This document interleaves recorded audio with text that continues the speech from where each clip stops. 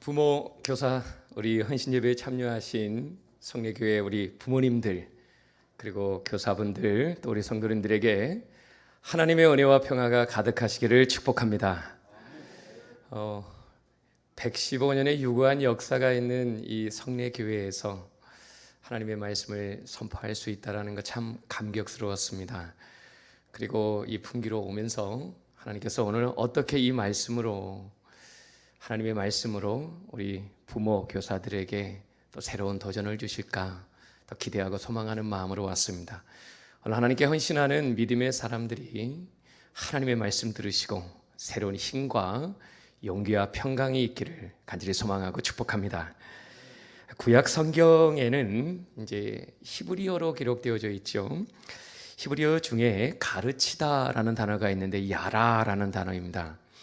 이 야라라는 단어에서 파생된 이 세 단어가 있는데 하나가 토라입니다. 두 번째는 호라, 세 번째는 모라입니다. 토라, 호라, 모라. 이 야라에서 나온 것이죠. 가르치는 겁니다. 우리가 이제 이 언어가 비슷하다라는 것을 볼 때 가르치는 도구가 이 세 개라는 것을 우리가 감지할 수 있습니다. 토라, 잘 알고 계시죠? 하나님의 율법의 말씀. 하나님의 말씀이 우리를 먹이시고 우리를 이끄신다는 겁니다. 그러니 맨 처음에는 내가 하나님의 말씀을 읽는 줄 알았는데 나중에 하나님의 말씀이 나를 읽으십니다. 하나님의 말씀이 살아있고 운동력이 있고 좌우의 날성 검과 같이 예리하여서 혼과 영과 관절과 골수를 찔러 쪼개신다. 그래서 우리를 가르친다. 그래서 이 토라, 하나님의 율법의 말씀이 우리를 가르치신다는 겁니다. 또 한 단어가 있습니다. 좀 전에 기억나십니까? 토라 다음에 호라. 호라라는 단어는 부모라는 단어입니다. 하나님의 말씀이 우리를 가르치시는데 이 부모가 가르치는 도구다. 그러니 부모 역시 이 호라라는 단어가 야라에서 나왔다라는 것을 보게 될 때에 부모가 가르치는 그러한 도구다. 부모, 교사, 헌신 예배를 하는 교회가 그렇게 많지 않습니다. 교사 헌신 예배는 참 있다고 보는데 부모, 교사 헌신 예배를 드린다. 와, 목사님의 이 생각이 아주 이 신학의 지평이 넓으시구나라는 생각을 했습니다. 왜냐하면 토라, 모라, 호라인데 특별히 모라라는 단어가 가르치는 도구인데 교사라는 뜻입니다. 그러니 이 단어 역시도 야라에서 나왔다는 것이죠. 교사와 부모가 다음 세대들, 자녀들을 가르치는 큰 도구라는 사실입니다. 요즘은 부모와 가정과 또 학교와 교회가 연계되는 이 삼박자가 함께 어우러져서 교육을 하는 교회들이 많아지기 시작했습니다. 처음에는 교회에 아이들 맡겨놓으면 되는 줄 알았습니다. 일주일 168시간 중에 1시간. 그 시간, 이 아이가 하나님의 말씀으로 변화된다는 것이 참 어렵고 힘이 들구나. 가정에서 교사의 역할을 감당하는 부모가 가르쳐야 되겠구나 하는 생각이 일어나면서 이 기독 학부모 교실이 생기기 시작했습니다. 또 이 교사가 함께 부모와 연계해서 가르쳐야 된다는 것을 알게 됩니다. 우리가 이 히브리 언어에서 알 수 있듯이 말입니다. 호라와 모라처럼 말입니다. 이 시대에 하나님께서 이 교사와 이 부모를 통하여서 다음 세대를 양육하기를 원합니다. 그 토라의 말씀으로 말입니다. 여러분, 주일에 아이들을 만나는데 만나기 전에 가슴 뛰는 경험이 있으십니까? 우리 부모님들이, 우리 자녀들이 교회에 오는 것 때문에 가슴 뛴 경험이 있으십니까? 이 침묵은 무엇이십니까? 그 경험이 있으십니까? 한 재난의 현장에 인명구조를 하는 긴급 구호 사역을 하시는 한 분에게 질문했습니다. 참 힘들고 어려운 사역이죠. 생명을 바쳐가면서 구호 활동을 하는 분에게 당신 왜 이 사역을 계속해 나갑니까? 어려운 일인데요. 잘못하면 죽을 수도 있는데 왜 일을 해 나가십니까? 물으니까 그때 그분이 이렇게 대답합니다. 이 일이 내 가슴 뛰게 하기 때문에 그럽니다. 나는 이 일을 하다가 죽어도 괜찮습니다. 사람을 살리고 생명을 살리는데 내 가슴이 뜁니다. 매일매일 이 가슴 뛰는 삶을 삽니다 라고 고백했다고 합니다. 교사, 부모가 누구입니까? 생명 살리는 역할입니다. 하나님의 말씀을 부모와 교사가 가르치지 않으면 누가 가르칩니까? 교사가 얼마나 중요한 역할입니까? 하나님의 말씀을 가르치는 도구 아닙니까? 그리고 부모가 누구입니까? 자녀들을 믿음으로 양육하는 정말 교사 못지않은, 아니 교사와 같은 믿음의 사람 아닙니까? 다시 한번 질문 드리겠습니다. 우리 부모님과 교사 우리 분들에게 질문 드리겠습니다. 가슴 뛰십니까? 다음 세대 양육하는데 가슴이 뛰십니까? 그렇다면 우리는 하나님의 부모이고 하나님의 교사입니다. 죽어가는 영혼들을 살리는 그 역할을 감당하는 사람이 바로 부모와 교사라는 사실을 안다면, 내가 가르치지 않는다면, 내가 양육하지 않는다면, 희망이 없다면 우리는 가슴 뛰는 그러한 교사의 역할을 감당하는 사람일 것입니다. 저는 4대째 신앙생활을 합니다. 저희 어머니 세대로 보면은 제가 4대째이고 아버지 그 세대로 보면 제가 3대째입니다. 예전에 어머니와 대화를 하다가 우리 할아버지께서 또 증조부께서 또 할머니께서 무명의 순교를 하셨다. 무명의 순교자라는 말씀 듣고 제가 가슴이 찡했습니다.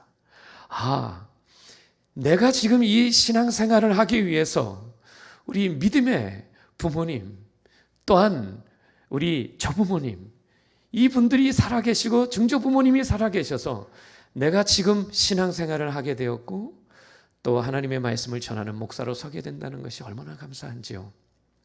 어릴 때부터 부모님의 신앙을 보면서 자라왔습니다. 뒷모습을 보면서 자라왔습니다. 근데 부모님이 늘 하셨던 이야기가 있습니다. 가정에 어려움이 있고 정말 기도 제목이 있을 때 부모님이 대화하는 그 기도 소리들, 또 대화 소리 제가 잊지 못합니다. 아버지가 어머니에게 얘기합니다. 어머니가 아버지에게 얘기합니다. 여보, 기도하러 갑시다.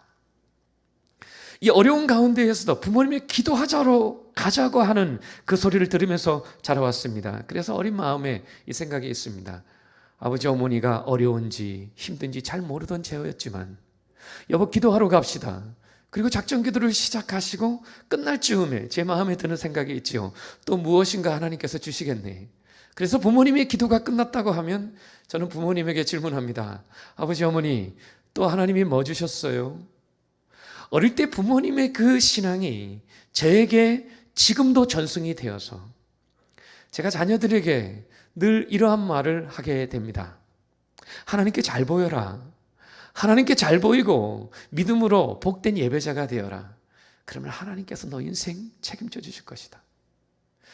지금 저희 첫째 딸이 고3입니다. 고3 부모가 돼 보니까 와, 자녀를 양육한다는 게 참 힘이 들고 어렵습니다.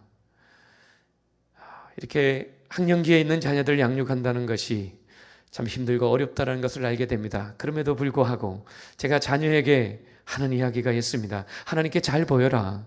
공부 열심히 하는 것도 중요하지만 하나님이 너 인생 책임져 주시지 않으시면 너 인생 큰 의미가 없다. 하나님께 잘 보여라는 이야기를 날마다 하게 됩니다. 그래도 감사하게 요즘 저희 첫째 딸 고3인 아이가 그래도 예배하고 예배 드리고 그 다음 공부를 시작합니다. 그 바쁜 시간 가운데에서도 말이죠. 본인이 알게 됩니다. 내가 하나님께 잘 보이려고 애를 씁니다. 아빠 이 신앙 이렇게 전승하게 해주셔서 내가 알게 해주셔서 참 감사합니다라는 말을 들을 때 저 역시도 얼마나 감사한지요. 이 귀한 하나님의 토라의 말씀이 부모를 통해서 전승된다는 것이 얼마나 귀하고 감사한지요. 하나님의 그 말씀을 듣고 믿음으로 나온 저의 삶의 이야기를 한번 들려드리고 싶습니다. 부모님으로부터 신앙을 전승받아서 신앙생활을 참 잘했습니다. 어릴 때부터 신앙생활을 해온 저는 믿음으로 살아가기 위해서 참 애를 썼습니다. 신앙생활을 하면서 예배 시간 빠지지 않았고 최선을 다해서 살아가는 믿음의 자녀이었습니다. 그런데 부모님들의 꿈이 있었는데 첫째 아들, 제가 둘째 아들인데요. 첫째 아들을 제사장으로 삼겠다고 부모님이 말씀을 하셨습니다. 그래서 저는 당연히 우리 첫째 형님이 이렇게 목사가 될 줄 알았습니다. 근데 어느 순간 형님이 거부를 하는 거죠. 제가 신학에 가지 않겠습니다 이야기를 할 때 부모님이 많이 실망을 하셨지만 그래도 우리 가정에 목회자가 한 명 배출되었으면 좋겠다 하는 그 부모님의 꿈에 의해서 이제 그 시선이 어디로 넘겨졌겠습니까? 그래, 가정의 영적인 마진은 에서가 아니었고 야곱이었다 얘기하면서 시선을 저에게 돌렸습니다. 저는 한 번도 목사가 되고자 하는 그런 생각을 가지지 않고 살아왔습니다. 그래서 제가 부모님에게 말씀을 드렸습니다. 아버지 어머니, 제가 평신도로 최선을 다해서 신앙생활을 할 수 있으니까 목사는 제가 보니까 목사의 삶은 참 녹록지 않습니다. 어려운 그 가정이니까 평신도로 잘 살겠습니다. 저희 큰아버지가 또 목회자로 살아가시다 보니까 그 목회자의 길이 얼마나 힘들고 어려운지요, 눈물의 길인 줄 알고 있어서 아버지 어머니 제발 저에게 목회자의 길을 가라고 하는 소리만 하지 말아달라고 부탁을 드렸습니다. 그러니 부모님도 어느 순간 그 마음을 조금 접으신 것 같았습니다. 사실 저는 의사가 되고 싶었습니다. 어릴 때부터 초등학교 때의 꿈은 한의사 의사입니다. 그래서 저는 의사가 되어서 최선을 다해서 살아가려고 노력을 했죠. 그런데 시간이 지나고 시간이 지났는데도 재수를 하고 삼수를 하고 사수를 해도 이 진학의 길을 걸어갈 수 없었습니다. 진학이 되지 않은 겁니다. 그때 제가 하나님께 간절히 기도를 했습니다. 하나님, 제가 진짜 하나님을 위해서 애를 쓰고 믿음으로 나아가고 최선을 다했는데 왜 하나님 나의 길을 이렇게 막으십니까? 참 그 길이 힘들고 어려웠습니다. 제가 주님을 위해서 최선을 다해서 이 길을 살아가려고 하는데 주님 왜 내 길을 막으십니까? 사실 제 신학 학번이 3개입니다. 원래는 92학번이 되어야 되는데 재수를 하고 93학번이 되었죠. 93학번을 되고 신학교를 들어가고 나서 내가 이 길을 가야 하는가 고민하고 또 학교를 나왔습니다. 그 다음에 정말 내 길이 맞는가 생각하면서 다시 한번 또 신학교를 들어갔습니다. 94학번으로 들어갔습니다. 그런데 내가 아무리 생각해 보아도 이 길이 제 길이 아닌 것 같습니다. 신학의 길이 제 길이 아닌 것 같아서 하나님께 기도하다가 또 학교를 나왔습니다. 그러다가 군에 입대했죠. 군에 입대해서 제가 하나님을 정말 만났습니다. 인격적으로 주님을 만났습니다. 그래서 새롭게 97학번을 시작하면서 신학교를 다시 시작했습니다. 정말 제가 주님을 만나기 전에는 이 신학의 길이 너무 힘들고 어려웠습니다. 내가 이 길을 갈 수 있을까 고민했죠. 하나님께 눈물로 호소했습니다. 그래서 사실 신학교를 가지만 신학교 들어가서도 저는 수학을 풀었습니다. 수학이 너무 좋았던 그런 학생이었죠. 저는 목회의 길 가지 않고 의사의 길입니다. 고민하면서 다시 수학을 풀었던 그 인생에게 주님께서 찾아오셔서 저를 만나주셨습니다. 처음에 93학번과 94학번을 신학교를 다니면서 공부를 할 때 신학이 저에게는 크게 다가오지 않았습니다. 정말 내가 목회의 길을 가야 되는가 고민만 했었고, 그러다가 이 신학교를 다시 나와서 다시 재수를 하게 되고 삼수를 하게 되고 사수까지 하게 되었죠. 근데 하나님께서 어느 날 기도를 하던 중에 제 입술을 통하여서 주신 메시지가 있습니다. 내가 너를 지명하여 불렀나니 너는 내 것이다라는 그 말씀을 듣고 제가 그 자리에서 코꾸라졌습니다. 제가 눈물이 그리 많은 사람이 아닌데 하나님이 저를 만나주시고 저에게 내가 너를 지명하여 불렀다라는 이 말씀을 듣고 제가 얼마나 감사하고 울었는지 모릅니다. 제가 그때 울어서 흘린 눈물은 아마 정말 담아보면 큰 대야, 한 대야에 담아볼 만큼이나 많은 눈물이었습니다. 사실 제가 주님의 음성을 들었습니다. 제 입술로 터져나오게 했는데 내가 너를 지명하여 불렀나니 너는 내 것이라는 그 말씀이 성경에 있는지 몰랐습니다. 그런데 이 말씀을 제가 성경에서 찾기 시작했습니다. 과연 이 말씀이 하나님의 말씀이네. 분명 저에게 하나님께서 음성을 들려주셨는데 어디 있습니까? 너무너무 궁금했습니다. 찾아보니 이사야 43장 1절이었습니다. 내가 너를 지명하여 불렀나니 너는 내 것이다. 하나님께서 내 인생 책임져 주시는구나. 내 인생을 주관하시는 분이 하나님이시구나. 하나님이 나를 목사로 만들기 위해서 이렇게 애를 써주시고 인도해 주시고 부모님이 그렇게 나를 위해서 기도해 주셨는데 나는 거부하고 도망 다니다가 내가 이제야 주님을 만났습니다. 주님이 나를 목회자로 만드신다는 것을 이제야 알았습니다. 주님 죄송합니다. 내가 믿음으로 주의 사역 감당하면서 믿음으로 나아가겠습니다 고백하며 두 손 들고 왔습니다. 그런데 제가 깜짝 놀란 게 있습니다. 성경을 읽는데 성경이 구약과 신약이 있는 것이죠. 구약을 자세히 보니까 한의학입니다. 신약을 보니까 신약입니다. 아, 하나님이 나를 의사로 만드시는 거구나. 영적 구약과 신약을 가지고 이 양들을 양육하라고 나를 이끌어 주셨는데 내가 그걸 알지 못하고 육적인 의사가 되기 위해서 최선을 다했구나라고 생각하면서 하나님께 참 감사한 경우가 있습니다. 그때부터 제가 지금까지 약 30년 동안 뒤돌아보지 않고 목회를 하고 여기까지 오게 됩니다. 제가 하나님의 말씀으로 변화된 사람이죠. 그래서 제 인생을 해석했습니다. 마치 요셉처럼 말이죠. 요셉이 형들에게 인신매매로 팔려온 사람 아닙니까? 인신매매를 유기했던 그 가운데 애굽으로 팔려온 사람인데 그가 그 형제들을 위로합니다. 간곡한 말로 위로합니다. 이것이 가당키나 한 일입니까? 요셉의 아버지 야곱이 죽고 나니까 두려웠던 거지요. 자녀들이 너무 형제들이 두려웠습니다. 분명히 요셉이 해코지할 것이다. 우리는 죽었다. 아버지가 돌아가셨으니까 이제 우리 방패막이 없는 겁니다. 그래서 형제들이 요셉에게 와서 사정을 하게 되죠. 살려달라고 말입니다. 근데 요셉이 형제들에게 어떻게 이야기합니까? 오히려 걱정하지 말아라. 걱정하지 말라고 위로하고 있습니다. 나를 여기 보내신 것은 하나님이시지 당신들이 아니다. 하나님이 그 인생 가운데 나를 보내주셔서 여기 왔다라고 고백하면서 그의 인생을 재해석합니다. 그리고 형제들을 위로합니다. 하나님의 은혜가 아니고서 어찌 이것이 가능하겠습니까? 그것이 하나님의 토라의 말씀의 힘이라는 것입니다. 저 역시도 하나님의 말씀이 제 마음을 찔러 쪼개지 않으셨으면 저는 이 자리에 서지 않습니다. 오고 싶은 자리도 아닙니다. 근데 하나님이 저를 강권적으로 밀어넣으셨습니다. 그래서 제가 오늘 성례교회에 와서 하나님의 말씀을 전하는 것 아닙니까? 이것이 하나님의 은혜입니다. 저같이 도망 다녔던 그 한 청년을 잡으셔서 목회자로 만드시는 그 하나님의 은혜 때문에 제가 오늘 이 자리에 있는 겁니다. 근데 돌아보니까 거기 우리 부모님이 있는 것이죠. 저를 지도하고 양육하셨던 교사가 있으셨습니다. 제가 원하는 그 의사의 길에 가지 못하고 고민하고 어려워하고 있을 때 저희 모교의 부목사님이 저를 안아주시면서 얘기했습니다. 광수 형제를 향한 하나님의 계획이 분명히 있는 것 같다.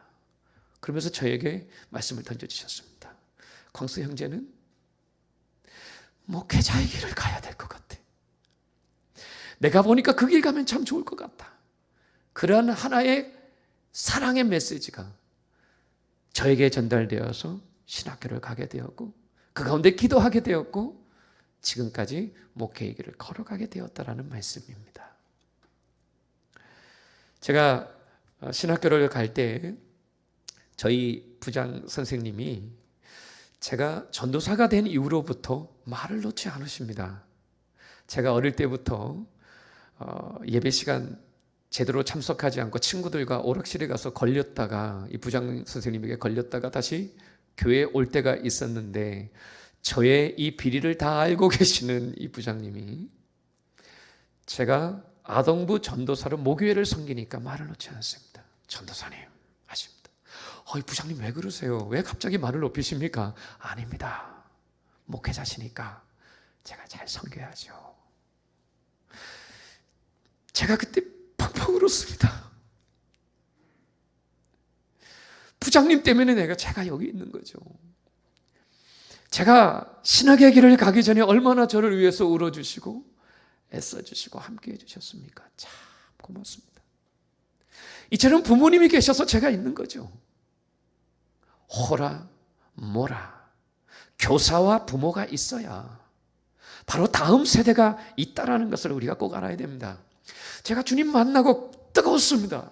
그래, 나같이 고민하고 바른 길 가지 못하는 그런 학생들을 위해서 이 한 번 바쳐서 하나님 말씀 선포하겠다라는 생각을 했습니다. 그런데 교육의 현장은 그렇게 만만치 않았습니다.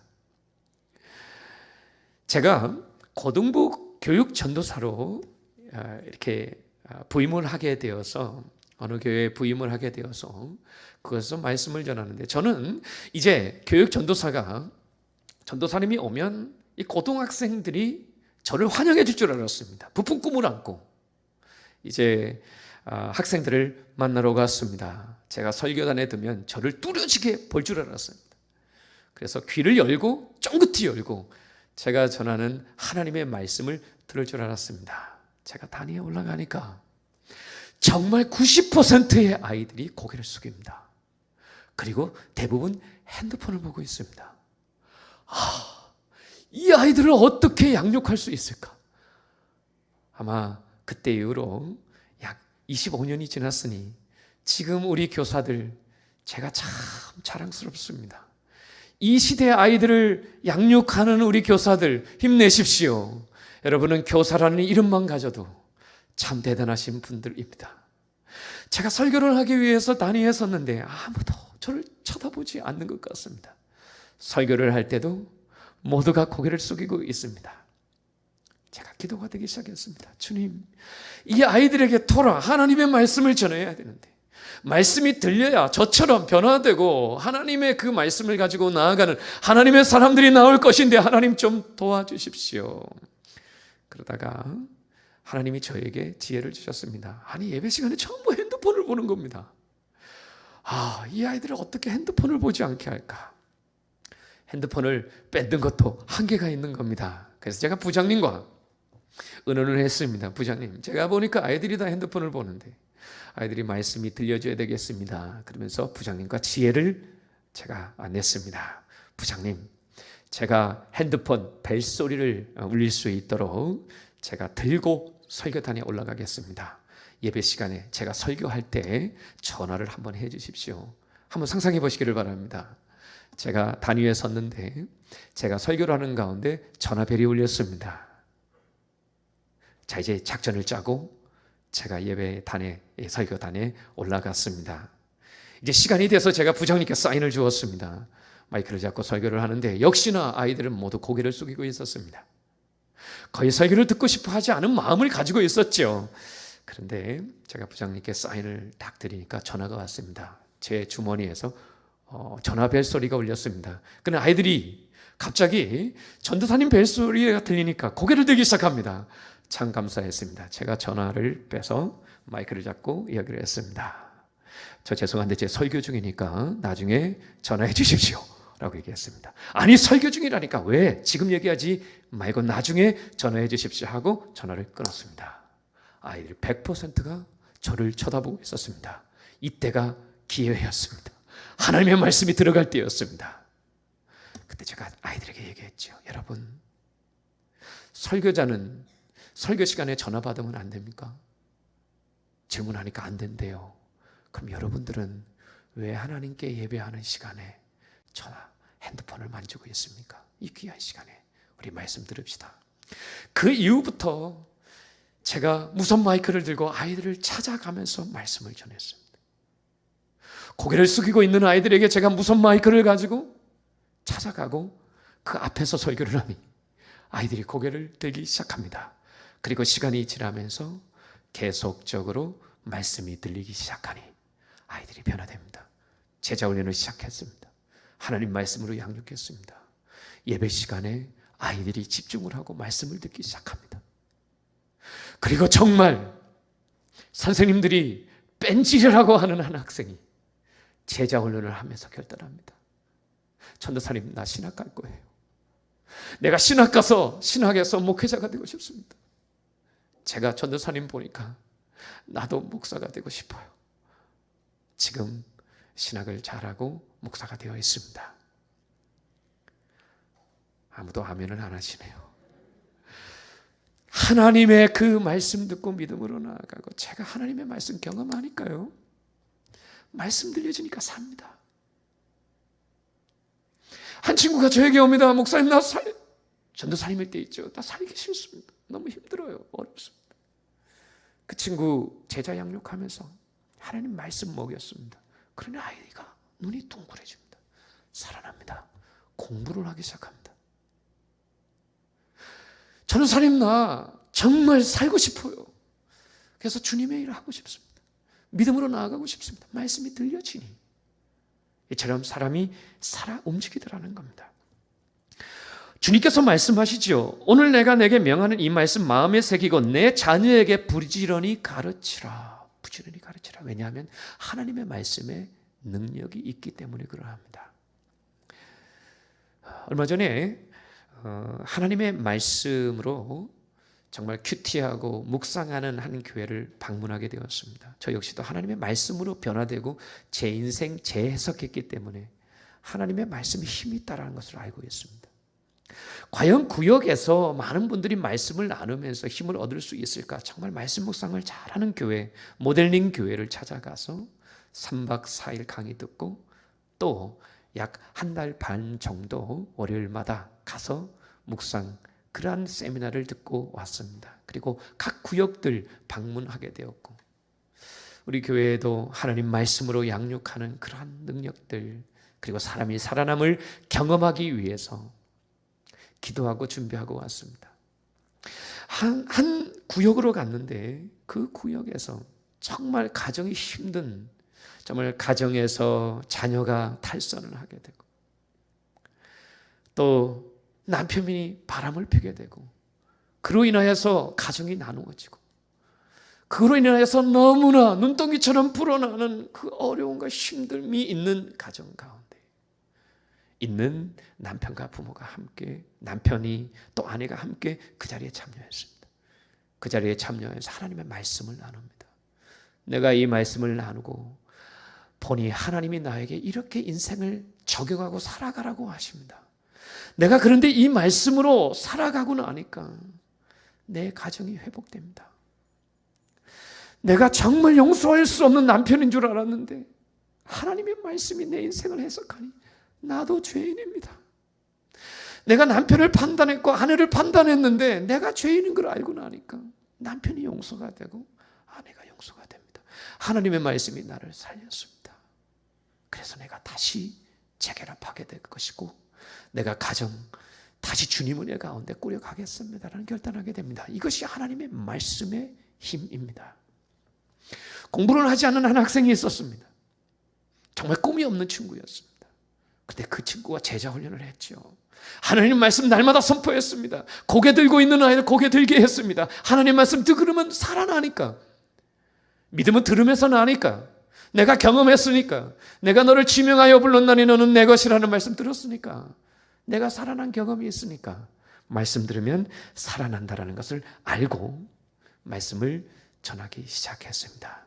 그 친구가 갑자기 공부를 하기 시작합니다. 전도사님, 제가 공부하고 싶어요.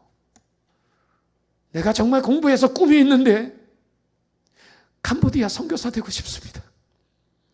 캄보디아 선교를 한번 다녀오고 나니까 와, 내가 정말 이 아이들을 위해서 최선을 다하는 의사가 되고 싶습니다. 공부를 안 하던 아이가 공부를 하게 되니 부모님이 찾아옵니다. 도대체 이 아이가 어떤 영향을 받았길래 이렇게 공부를 하기 시작합니까?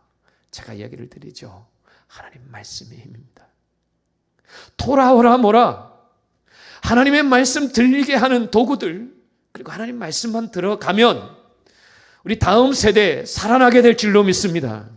우리 이러한 말에 속지 말아야 합니다. 이 시대는 아이들이 말씀 듣기 어렵다. 이 시대에 학생들이 다시 살아난다는 것 그리고 교회 학계가 다시 부흥한다는 것 어렵다. 사단의 유혹입니다. 아닙니다. 우리가 부흥시킵니까? 아니죠.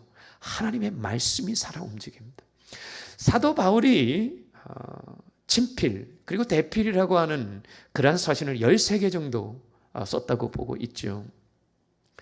그런데 그가 디모데 자신의 그 후배 목회자에게 정말 복음의 엑기스, 목회의 엑기스를 전달할 때 그가 어떤 말을 전하는 줄 아십니까?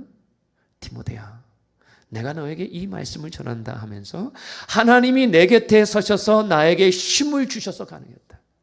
교만할 수 있는 사람이었습니다. 가말리엘 문화생 아닙니까? 서울대 법대 최고의 교수님에게 교육을 받았던 사람, 장래가 촉망했던 사람. 스데반이 죽을 때 많은 사람들이 증인되어 달라고 그 겉옷을 사울이라고 하는 바울에게 던졌던 사람, 장래가 유망한 사람, 아마 그가 자랑을 해도 자랑할 수 있는 사람인데 그가 디모데에게 복음을 전수할 때, 비결을 이야기할 때 이야기합니다. 하나님께서 나에게 힘을 주셔서 내가 여기 있습니다. 하나님 말씀 때문에 내가 살아났습니다. 다메섹 도상에서 주님의 말씀 들었지요. 사울아 사울아 내가 나를 왜 이렇게 박해하느냐. 그때 사도 바울이 얘기합니다. 주여 니시니까. 그때 나는 내가 박해하는 예수다라는 말씀을 듣고 이방인의 선교사의 전체성을 가지고 살아갑니다. 그래서 그가 고백하죠. 내가 미쳤어도 주를 위해 미쳤고, 내가 정말 이 복음을 전하고 너에게 복음을 전하고 살아서 강건하게 복음을 전하는 것도 다 너희들을 위하는 것이다 라고 고백하게 됩니다. 그것이 바로 하나님 말씀의 힘입니다.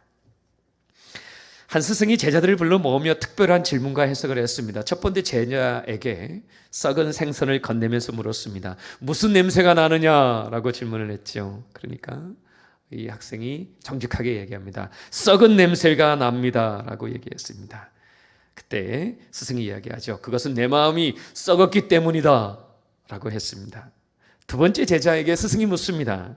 저 밤하늘의 색깔이 무슨 색깔이라고 생각하느냐? 그때 제자가 얘기합니다. 예, 스승님, 검은색입니다. 그러니 스승님이 이야기를 합니다. 그건 내 마음이 검기 때문이다 라고 얘기했습니다. 스승님은 같은 방법으로 이제 간장을 주면서 한 제자에게 이야기하죠. 무슨 맛이 느껴지냐? 그러니까 이 제자가 이야기합니다. 예, 스승님, 짠맛이 느껴집니다. 그건 내가 짠돌이라서 그렇다라고 얘기를 했습니다. 자, 이제 옆에 있는 제자가 이 세 명에게 질문하는 소리를 다 들었죠. 그래서 이제 본인에게 질문을 하면은 바르게 이야기하면 안 되겠다는 생각을 했던가 봅니다. 역시 스승님이 제자에게 질문을 합니다. 제자야, 간장을 한번 마셔보거라. 간장을 마셨습니다. 역시나 짭니다. 스승님이 역시 질문을 하지요. 어떤 맛이 느껴지느냐 질문하니까 아마도 짠맛이라고 얘기하면 짠돌이라고 얘기할 것 같아서 스승님, 저는 간장에서 아주 맛있는 단맛이 느껴집니다 라고 얘기했습니다. 그러니 스승님이 제자에게 얘기합니다. 그래, 그렇다면 다 마셔라, 원샷이라고 얘기했다고 합니다. 거짓말을 한 것이죠. 스승에게 바른 말을 하지 않으니 스승이 그것을 간파하고 다 마시라고 한 겁니다. 우리는 예수 그리스도를 스승으로 삼고 있습니다. 우리의 스승님. 우리가 정말 따를 그러한 우리의 구원자. 그러면 하나님의 말씀 그대로 믿고 가야죠. 하나님 말씀이 그대로 이루어짐을 생각하며 가는 겁니다. 그러면 여기에 하나님의 능력이 경험됨을 알아야 합니다. 오늘 부모, 교사, 헌신 예배를 드리시는 우리 부모님과 교사, 믿음의 사람들, 또 우리 성도님들 꼭 기억하십시오. 말씀의 힘이 있습니다. 아, 목사님, 저는요 많이 배우지도 못했고요, 잘 가르치지도 못합니다. 그래서 어떻다는 말입니까? 당신이 사람을 변화시키지 못합니다. 내가 사람을 변화시키지 못합니다.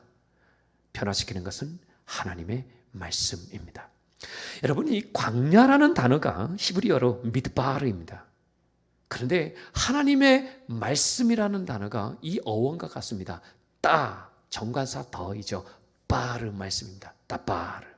미드바르는 따바르의 어원이 맞습니다. 여러분, 좀 이상하지 않습니까? 이 광야하고 유사한 것은 황량한 땅, 토지, 뭐 이 정도면 알 수가 있는데 어원이 같은 것이 말씀입니다. 아, 광야를 지나갈 때 말씀이 있구나. 이 시대 코로나19로 우리가 2년 반 정도 이렇게 왔습니다. 이제 조금 회복되어서 같이 이렇게 대면해서 말씀을 듣는데 우리가 기억해야 될 것이 있습니다. 코로나의 광야 가운데 분명히 하나님의 말씀이 있습니다. 광야 가운데 하나님의 말씀이 우리를 살려낼 줄로 믿습니다. 교사는 기억해야 합니다. 부모님은 기억해야 됩니다. 내가 전하지만 하나님이 일하신다. 우리 부모님과 우리 교사 되시는 분들 저를 따라서 한번 외쳐주셨으면 좋겠습니다. 내가 일하면 내가 일하는 것이지만 내가 기도하면 하나님이 일하신다. 할렐루야. 하나님의 말씀에 힘이 있음을 믿고 나아가는 겁니다. 오늘 시편 126편 5절의 말씀 한번 보겠습니다. 눈물을 흘리며 씨를 뿌리는 자는 기쁨으로 거두리로다. 시편 126편 5절입니다. 첫째, 눈물을 흘리면서 씨를 뿌리라는 겁니다. 씨를 뿌리면 반드시 납니다. 여러분, 내가 능력이 없지만, 내가 정말 뛰어난 탁월한 능력은 없지만 내가 분명히 씨를 뿌리면 거두게 된다는 걸 알면 우리 뿌리지 않겠습니까? 하나님 말씀 뿌리지 않겠습니까? 반드시 나는데 무엇을 뿌리시겠습니까? 나를 하나님께서 막아주시고 하나님 말씀 들리는 사람들에게 분명 하나님은 거두게 하신다면 우리는 거둘 수 있습니다. 뿌릴 수 있다는 말씀이죠. 요즘 행복에 대한 그런 책자들이 많이 나오죠. 그래도 우리나라는 참 복을 많이 받고 싶어 합니다. 제가 어느 중국집에 가니까요, 한자를 이렇게 보게 되었는데 한자가 거꾸로 매달려 있습니다.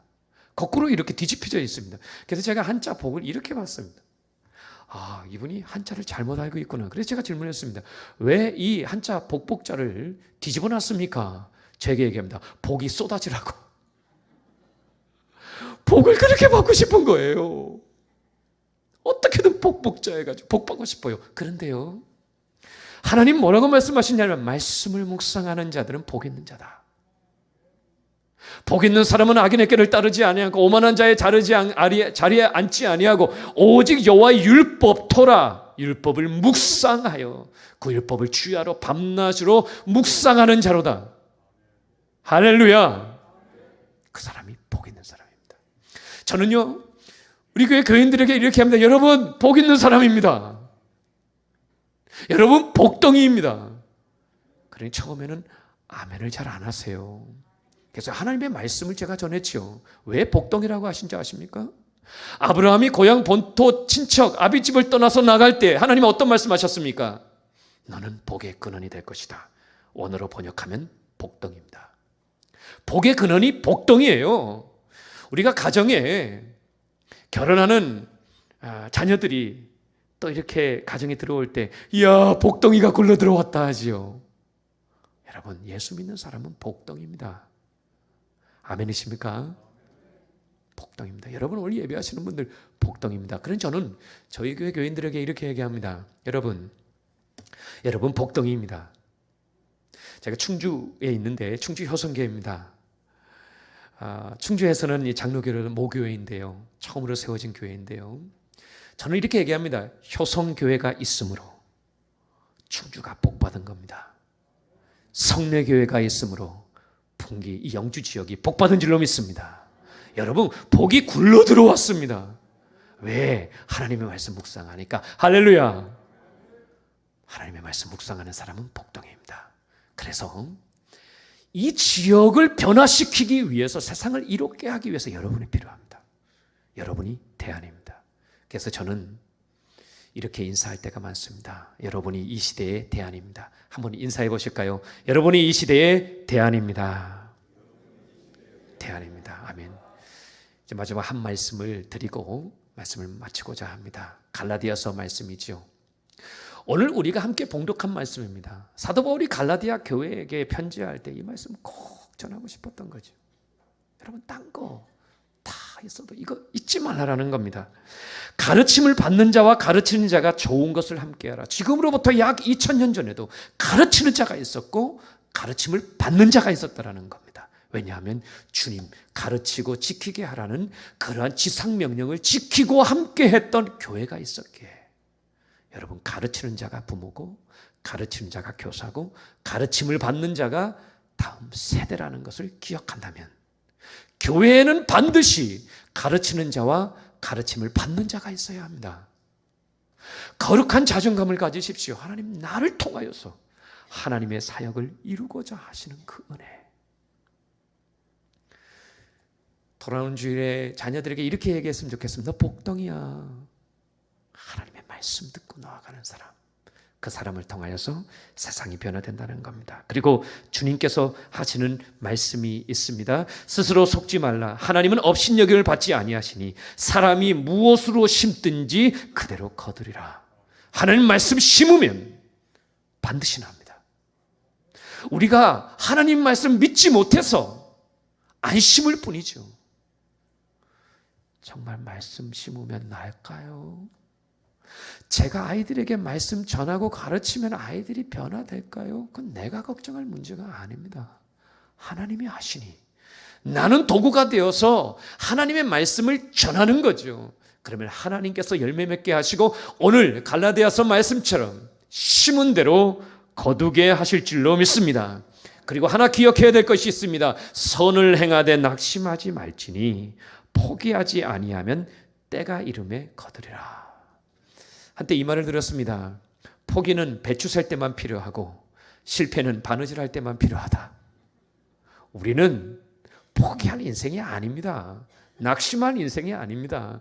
주님이 살아계시니. 저도 이제 효성교회 와서 목회를 8년째 합니다. 목회를 한다는 것이 그리 녹록지 않습니다. 저도 가르치는 사역이니까 하나님 말씀으로 먹이고 교인들 먹여야 하니까 가끔은 하나님 내가 풀 수 없는 어려운 문제들, 기도 제목이 있지요. 가족의 어려운 상황들, 정말 병약하여서 어려운 그런 믿음의 지체들 보면서 제 마음이 너무 애달플 때가 있습니다. 그리고 하나님 저 문제 풀어주셔야 될 것 같은데 하나님 도와달라고 기도할 때가 있습니다. 우리 교회가 이렇게 나아가야 됩니다. 기도하는데 어느 날 너무 저 자신도 지치고 어려워서 기도하지 못할 때가 있습니다. 그때 저는 자기 전에 거룩한 습관이 하나 있습니다. 하나님, 내가 다 기도 못했습니다. 내일 새벽 기도 설교해야 됩니다. 주님 저 잡니다. 하나님 알아서 해 주십시오. 알아서 해 주십시오. 저 제가 오고 싶어서 왔습니까? 내가 너를 지명하여 불렀노니 너는 내 것이라 했으니 하나님 알아서 해 주십시오. 근데 놀랍게도 그 다음날 해결되는 경우들이 있습니다. 하나님이 풀어주신다는 사실이죠. 여러분 낙심하지 마십시오. 때가 되면 반드시 거둡니다. 심어낼 때 하나님께서 이끌어 주시는 것이죠. 우리 최열 목사님 제가 참 존경하는데요.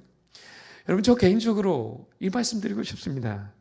우리 귀한 목사님 여러분 모시고 목회 이렇게 함께 교회 섬기시는 거 참 복입니다. 얼마나 열정이 많고 좋은 목사님이신지 모르죠. 목사님이 선포하시는 그 말씀들을 듣고 나아갈 때 여러분 아멘으로 받고 믿음으로 살아내면요 하나님의 그 은혜와 능력이 불같이 일어나게 될 줄로 믿습니다. 심어야 됩니다. 하나님께는 불가능이 없죠. 내게 능력 주시는 자 안에서 내가 모든 것을 할 수 있다. I can do everything through Jesus Christ. 주님 은혜 가운데 희망이 있다는 사실입니다. 제가 오늘 오고 깜짝 놀랐습니다. 여러분 제가 설교 끝나고 나서 함께 부르고 싶은 찬양이 우리 오늘 눈물로 하나의 씨앗을 심는 겁니다. 그런데 이미 우리 부모님과 교사들이 먼저 부르셨어요. 성도님들이 이 찬양을 할 수 있을까라는 생각을 했는데 이미 부르셔서 연습하신다고 하시길래 하나님께서 미리 밭을 갈아 놓으셨고 미리 준비하셨구나. 그래서 제가 에베네셀의 하나님 찬양하면서 왔습니다. 오늘 부모님과 교사분들에게 하나님이 말씀하십니다. 하나님 말씀 심으십시오. 그리고 선을 행하되 낙심하지 마십시오. 포기하지 아니하면 하나님께서 반드시 거두게 하여 주실 줄로 믿습니다. 하나님 책임져 주십니다. 믿음으로 나아가십시오. 하나님 지지해 주십니다. 믿음 가지고 나아가는 믿음의 사람 되어서 하나님과 함께 동행하는 하나님의 사람들 되시기를 간절히 소망하고 축복합니다. 이 시간 우리 함께 찬양했으면 좋겠습니다. 우리 아까 조금 전에 찬양하셨던 그 찬양인데요. 우리 오늘 눈물로 하늘의 씨앗을 심는다. 여러분 눈물로 심으면 반드시 기쁨으로 하나님께서 그 단을 거두게 하심을 믿으면서 함께 찬양하겠습니다.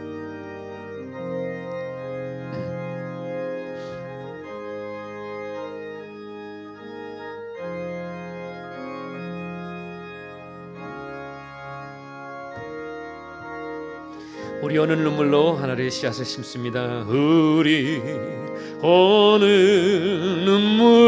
눈물로 하늘의 씨앗을 심는다.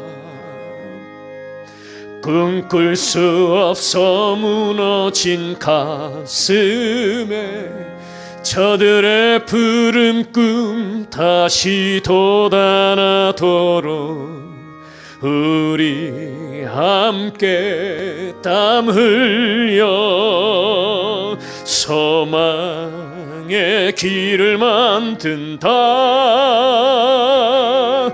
내일로 가는 길을 찾지 못했던 저들 노래하며 달려갈 그 길, 그날에 우리가 보게 될 것입니다.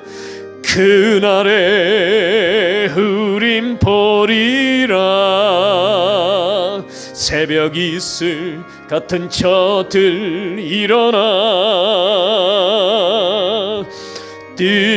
뜨거운 가슴 사랑의 손으로 이 땅 치유하며 행진할 때 오래 황폐하였던 이 땅 어디서나 순결한 꽃들 피어나고 푸른 의의 나무가 가득한 세상 우리 함께 보리라. 그날에 우리 보게 될 것입니다.